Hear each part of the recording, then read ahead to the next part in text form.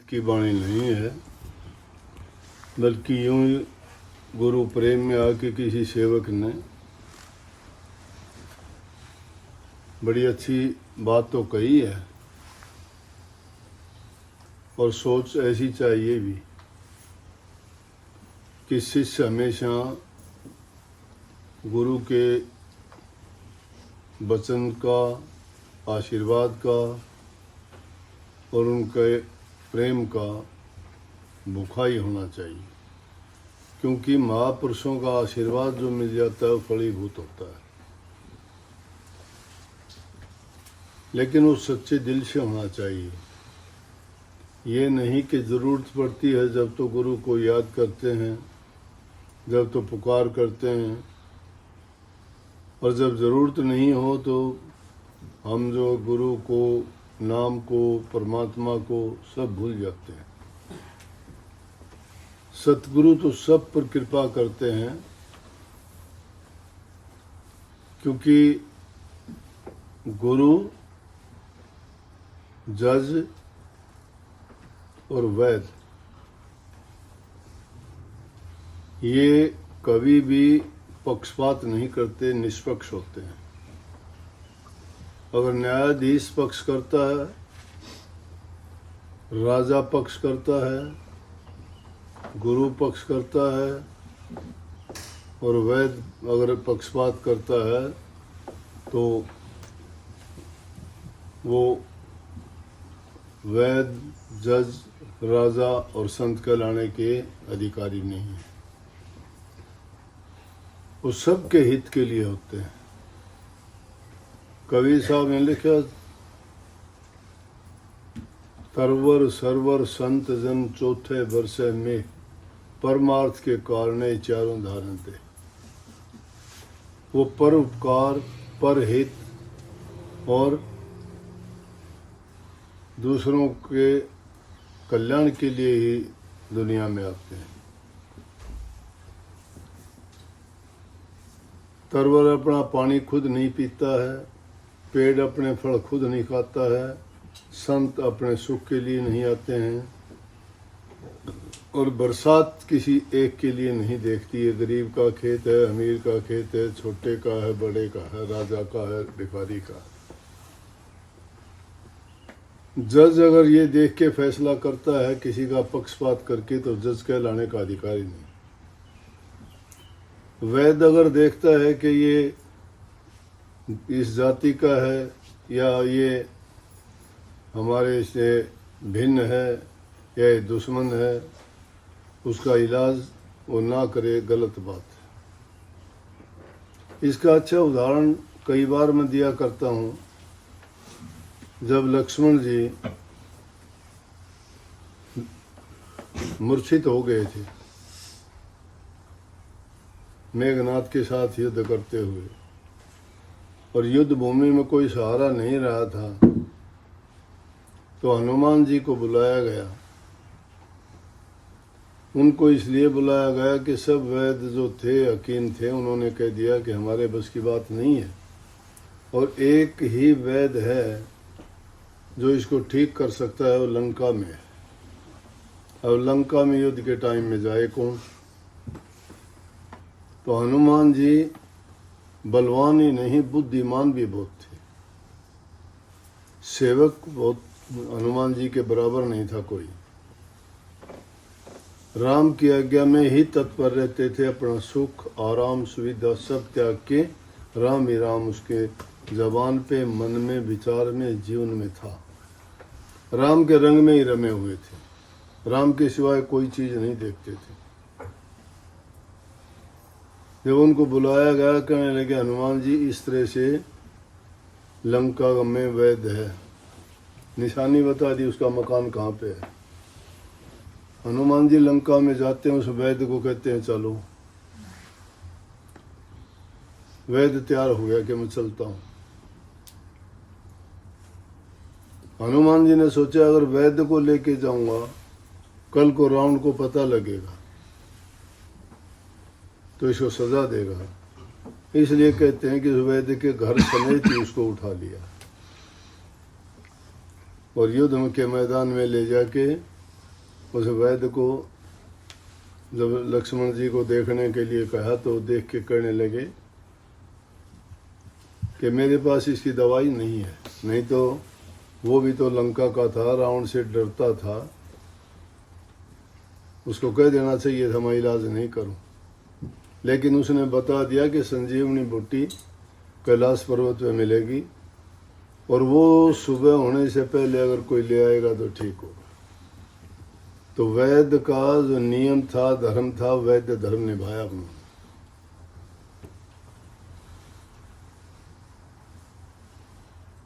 उसने बता दिया ये दवाई दोगे तो ठीक हो जाएगा, तो इसलिए उसने न्याय किया। ऐसे ऐसे अपने बहुत से राजा भी हुए हैं कि उनके घरों में भी, उनके लड़कियों ने भी, उनके भाई बंधुओं ने भी अगर कोई गलत काम किया तो राजा ने उनको आम लोगों की तरह सामने खड़े करके सजा दी। उन्होंने पक्षपात नहीं किया, इसलिए वो राजा महान कहलाए।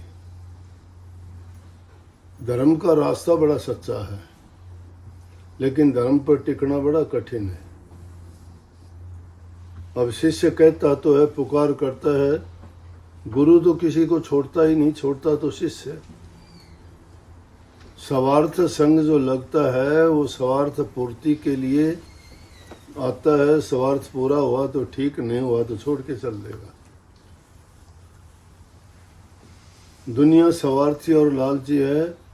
जब तक किसी से उसके हित पूरे होते हैं तो उनका है वो। तुम सारी जिंदगी भलाई करते रहो, एक दिन अगर किसी को इनकार कर दोगे उसी दिन तुम्हारे से नाता तोड़ लेगा। तो दोस्ती तुम्हारे से नहीं थी, तुम्हारे उसके अपने मतलब से थी, वो मतलब उसका पूरा हो गया। कही है तुलसी साहब ने, साईं इस संसार में मतलब का व्यवहार, जब लग पैसा पास मर तब लग ताको यार, तब लग ताको यार, यार संग ही संग डोले, पैसा रहा न पास यार मुख से नहीं बोला। जब तक किसी के पास धन है तो हाँ जी, नहीं हो तो कह दे तेरी क्या औकात, कौन जानता है तुझे, क्या मतलब, तुम मानता ही नहीं मैं तुझे, तो क्या है। तो सब इस दुनिया में पैसे की इज्जत है, पैसे की बढ़ाई है, पैसे का नाम है, और उसी के कारण इंसान का मूल्यांकन करते हैं, कौन छोटा है, कौन बड़ा है, कौन अच्छा है, कौन बुरा है। लेकिन ये नाता गुरु और शिष्य का नाता जो है, ये कहा ना कि इतनी कृपा मुझे बनाए रखना। गुरु तो बनाए रखेगा, क्या शिष्य भी बना लेगा। गुरु बनाए या ना बनाए, शिष्य अपनी ओर से नाता नहीं तोड़े, बड़ी बात तो ये है। गुरु द्रोणाचार्य राजघराने के राजकुमारों को शिक्षा देते थे। उस जमाने में गुरुकुल होते थे, गुरुकुलों में सब प्रकार की शिक्षा गुरु देते थे। सारी आजकल तो अलग अलग पढ़ाई है, इंजीनियरिंग की कोई, डॉक्टरी की कोई, वकालत की कोई, और दूसरी चीज़ों में शिक्षा की कोई। जब ये विभाग सारे के सारे गुरु से ही पूरे होते थे, और गुरु हर प्रकार की शिक्षा जब देता था, और शिक्षा जब पूरी हो जाती थी, जब सौंपता था, उनके माँ बाप को बुला के अब अपने पुत्र को ले जाओ, शिक्षा पूरी होगी। गुरु द्रोणाचार्य भी कौरवों और पांडवों को बचपन में सारी शिक्षा उन्होंने दी। उसमें दुर्योधन भी था, अर्जुन, पांडव सारे थे, युधिष्ठिर, अर्जुन, भीम। उसी टाइम में एक भील का लड़का एकलव्य नाम का चला गया। उनको देख के, अब बच्चे को पता थोड़ा था, वो भी जाके गुरु द्रोण से कहने लगा कि मुझे भी आप दीक्षा दीजिए। बोले कौन है तुम? कि भील का लड़का। बोला तू छोटी जाति का है, मैं छोटी जाति वालों को कभी शिक्षा नहीं देता, राजघराने के राजकुमारों को देता हूँ। आ गया हूँ, लेकिन निराश नहीं हुआ। ऐसी बातों से इंसान को शिक्षा लेनी चाहिए। शिक्षा कोई ये नहीं है हम अनसुनी कर देते हैं बातों। छोटी से छोटी बात भी हमारे लिए कभी कभी वरदान साबित हो जाती है। लेकिन उन बातों को अर्थ समझना चाहिए, उन पर चलने का आदमी में हिम्मत होनी चाहिए। जब उन बातों को अनसुनी कर देते हैं, बिना मतलब की बात उसको मान लेते हैं, बिना मतलब की कोई बात नहीं होती। दुनिया में जहाँ कहीं भी देखोगे आपको हर जगह कहीं दर्द मिलेगा, कहीं दया भी मिलेगी, कहीं पीड़ा मिलेगी, कहीं प्यार भी मिलेगा। तुम्हारे साथ नहीं, औरों के साथ होता हुआ देखोगे ऐसा। और औरों के साथ जब होता हुआ ऐसा देखते हो तो अपने ऊपर लागू करके देख लिया करो। अगर बुरी चीज़ है तो उसको त्यागने का प्रयास करो, अगर अच्छी और भली चीज़ है, अच्छी शिक्षा लेके ये सोचा करो कि मेरे अंदर ये गुण होने चाहिए। और जो इंसान जैसे गुण प्राप्त करने की मन में ठान लेता है, वो अगर ज़्यादा नहीं तो कम आ जाएंगे, आएंगे ज़रूर। लेकिन जब इंसान उनकी तरफ ध्यान ही नहीं देता, सोचता है कि मेरा इसे क्यों मतलब, क्यों टाइम खराब किया। टाइम तो वैसे खराब कर दोगे। टाइम कभी रुकता थोड़ा है, टाइम किसी का इंतज़ार नहीं करता। टाइम सबसे बड़ा शिक्षक है, टाइम सबसे बड़ा उपदेशक है, टाइम सबसे बड़ा ज्ञान है। टाइम खुद ही बताता है कि मैं दोबारा नहीं मिलूँगा। टाइम खुद कहता है कि मुझे ना भूल, ये घड़ी फिर नहीं आएगी। लेकिन हम सोचते ही नहीं ये घड़ी फिर भी आएगी, गिनती में लगे हुए हैं। खुशी होती है, बर्थडे मनाते हैं, 5 साल का, 10 साल का, 20 साल का हो गया। अरे जिस चीज़ के लिए दुख मनाना चाहिए लोग खुशी मनाते हैं, अजीब बात है। जिंदगी तुम्हारी निश्चित है, कितनी जिंदगी जीनी है तुमने, वो अलग बात है, तुम्हें नहीं पता। लेकिन जिसको पता है उसने निश्चित कर रखी है, इससे ज़्यादा नहीं जिएगा, लाख कोशिश कर लेना। बीमारी हो तो डॉक्टर हकीम को बुला लेना, नहीं इलाज नहीं होगा। इससे स्पेयर पार्ट कहीं नहीं मिलते। एक एक अंग की कीमत पहचानो। वो घड़ी निश्चित है, उस पर सबको जाना पड़ता है। जब वो इंतज़ार नहीं करता, हम किस चीज़ के इंतज़ार किया, शुभ घड़ी की। खुशी मनाते हैं, बच्चा 2 साल का हो गया, जब ही तो जन्म लेत माँ तो कहत मेरो बड्डो होत जात है। आज और कल और दौड़ो दौड़ो फिरत खेलत और खात है। बचपन बीतो जब जवानी लगी आए, जवानी के बीते बुढ़ो डोकरो दिखात है। निमड़ गयो तेल बुझ गई बाती, जैसे दीपक बुझात है। पानी केरा बुध बुदार आसमान उसकी जात, देखत ही छिप जाएगा जो तारा प्रभात। सूर्य के उदय होते ही तारा एक भी नहीं रहता, सब छिप जाते हैं। पानी में उठने वाले बुलबुलों की जिंदगी देखते होगे, कुछ क्षण की होती है, पैदा हुआ खत्म। जिंदगी ये आदमी मानंद मुर्ग खुशनुमा, बैठा किसी डाल पर चहचाया और उड़ गया। उस पक्षी की भांति इंसान का जीवन है। ये चहचाहट कुछ दिन की है, फिर नहीं रहनी। कीमत बहुत है इंसान के शरीर की, सोचते नहीं। लेकिन बात यहाँ वो थी, गुरु और शिष्य के नाते की बात करता था मैं। शिष्य में गुरु के प्रति क्या भावना होनी चाहिए कि शिष्य को ऐसा चाहिए गुरु को सर्वस्व दे। सर्वस्व जब तक शिष्य गुरु को नहीं देता, तब तक उसका कल्याण, हित और भलाई नहीं होती। लेकिन वो देना क्या होता है? गुरु तो कहता है तन भी दे दे, मन भी दे दे और तेरा धन भी दे दे। क्या करेगा गुरु? तुम्हारे धन का, तुम्हारे तन का, तुम्हारे मन का। मन तुम्हारे पास रखो, धन तुम्हारे पास रखो, तन तुम्हारा है ही। लेकिन गुरु को अर्पण करने का मतलब है इस तन को गुरु की आज्ञा के अनुसार सेवा करो, नेक कामों में लगाओ, माँ बाप की सेवा करो, बूढ़े बुजुर्ग की सेवा करो, जरूरतमंद की सेवा करो।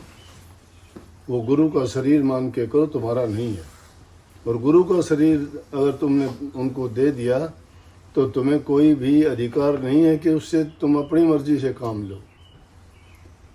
मन दे दिया तो मन में भी बिना बात के ऐसे विचार और ख्यालात ना उठाओ, ऐसे संकल्प कि जिससे तुम्हारी बुद्धि खराब हो। गुरु ने जो बताया है, गुरु की आज्ञा जिन बातों में नहीं हो वो ख्याल पैदा ना करो मन में। जो निषेध कर्म है, निषेध बात है, उनको मत मन में भरने दो, उभरने दो। और धन तुम्हारा है, गुरु कहता है धन, धन से नेक काम करो। गुरु नहीं भूखा तेरे धन का, उन पे धन है भक्ति नाम का। पर तेरा उपकार करावे भूखे नंगे को दिलवावे, उनकी मेहर मुफ्त तू पावे जो उनको प्रसन्न करावे। उनका प्रसन्न होना है भारी, निज पुरुष कृपाधारी। गुरु तेरे धन का भूखा नहीं है, धन से नेक काम करो, भूखे गरीब की मदद करो। धन तो नाम का होता है, भक्ति का होता है, वो गुरु के पास बहुत है। ये दुनिया की मिट्टी धन नहीं है, ये तो सिकंदर के पास बहुत था, रावण के पास सोने की लंका थी, इनके तो बैंक भरे पड़े हैं। जाते वक्त मैंने किसी को नहीं देखा है कि दमड़ी भी कोई साथ लेके जाता हो। कोई कफन में जेब नहीं होती, 2 गज का टुकड़ा डालते हैं, वो भी उतार लेते हैं जलाते वक्त। नंगा जाना पड़ता है इस दुनिया से, लेकिन इंसान नहीं समझता।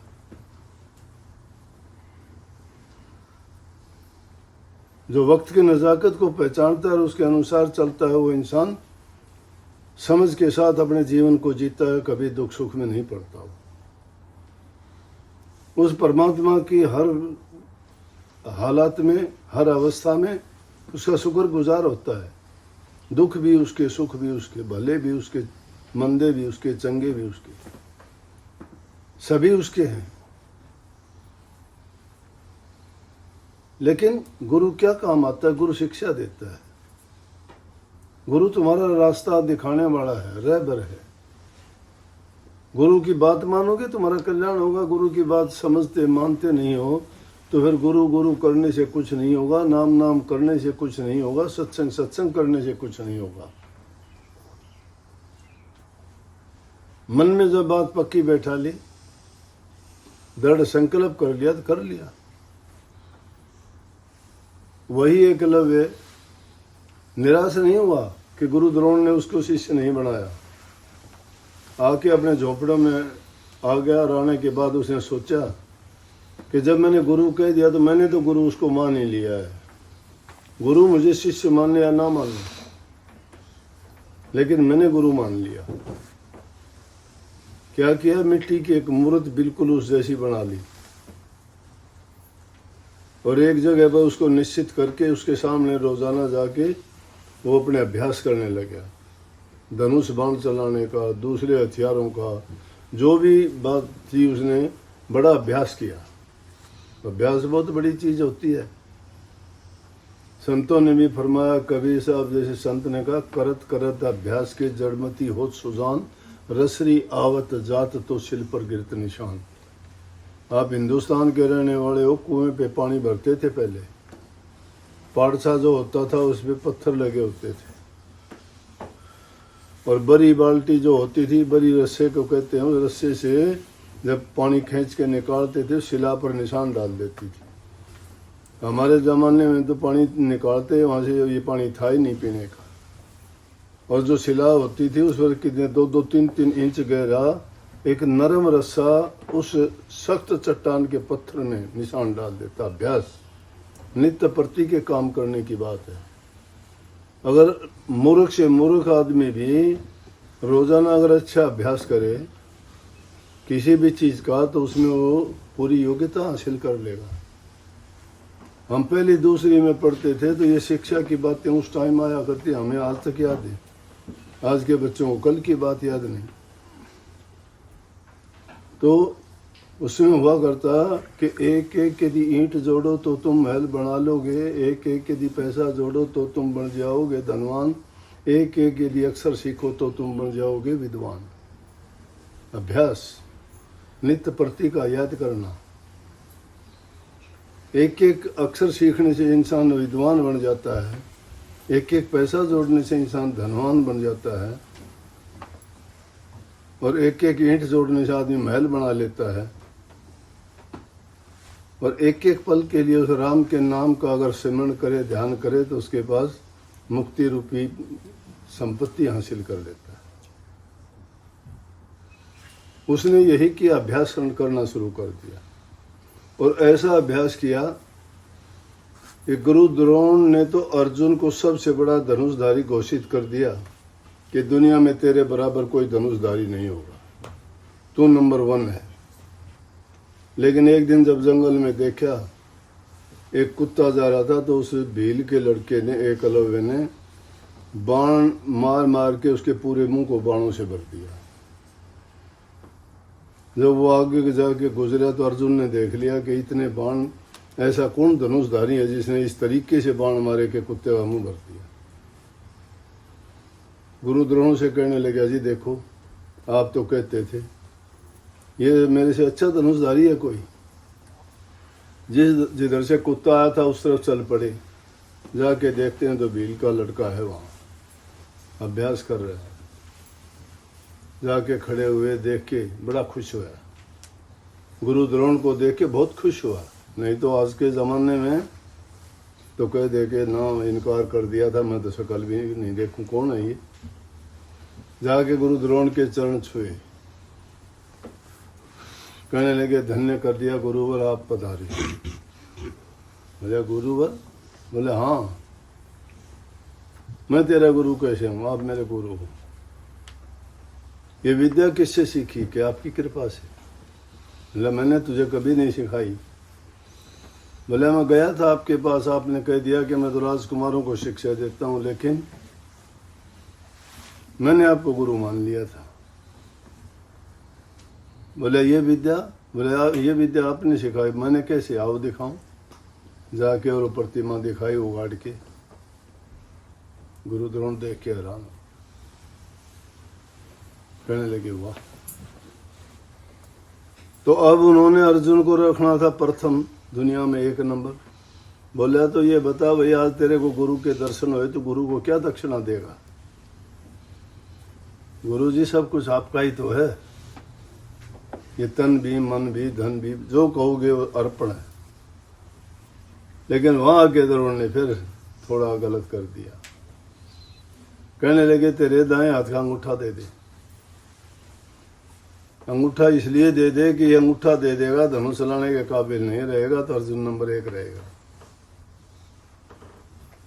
लेकिन वो शिष्य था, शिष्य भाव था उसमें। अब वो वहां ये नहीं कहता गुरु जैसी कृपा बनाए रखना। गुरु क्या बनाए रखेगा? तुम बनाए रखो। गुरु को क्या गरज है? गरज हमारी है। जिसको गरज है वो उसके पास जाता है।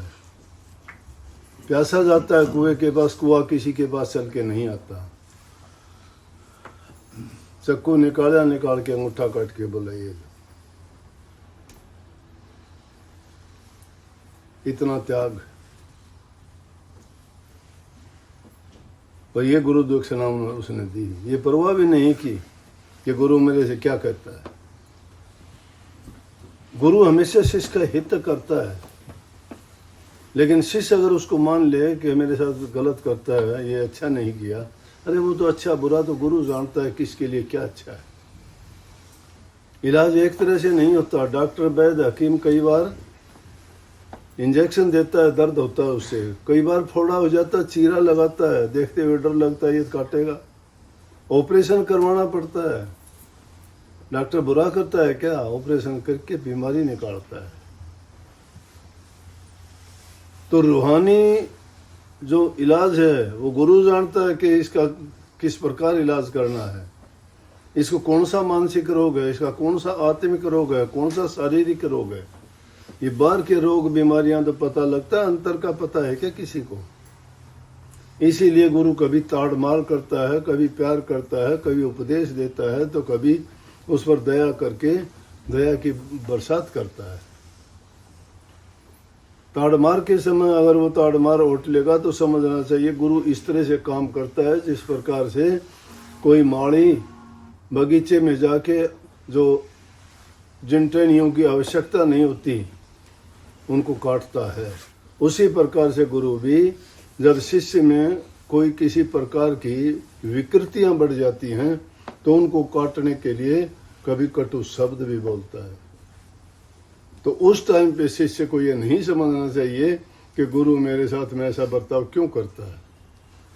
ये सोचना चाहिए कि गुरु हमेशा जब मेरी भलाई करता है तो इसमें भी कोई न कोई भलाई करता है।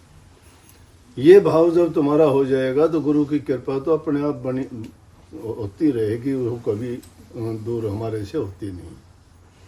गुरु कृपा तो बनाए रखेगा, लेकिन तुम भी कैसे भी हालात आए, गरीबी आए, दुख आए, तकलीफ आए, पीड़ा आए, बीमारी आए, रोग आए, कुछ कोई कह ले, कुछ कोई सुन ले, लेकिन तुम अपने मार्ग से विचलित ना हो। जब अच्छा करने के लिए निकले हो तो रास्ते में हर प्रकार की बाधाएं तो आएंगी। ये जीवन में ज़रूरी है। उतराइयाँ चढ़ाइयाँ जिंदगी में आती हैं। किसी का ऐसा जीवन हुआ ही नहीं किसी ना आई हो, लेकिन उस समय में इंसान अगर विवेक से काम ले, धैर्य रख के काम ले, अपने विचारों का संयम रखे, तो वक्त गुजर जाता है। हमेशा एक जैसा नहीं रहता। उसका गुजर जाने का इंतज़ार करो। अपना संतुलन बनाए रखो। पूरी सृष्टि संतुलन से टिकी हुई है। थोड़ा सा संतुलन बिगड़ता है, सब खराब हो जाता है। लेकिन संतुलन जब बनाए रखोगे तो सारे काम सही होंगे। बहुत बहुत आशीर्वाद।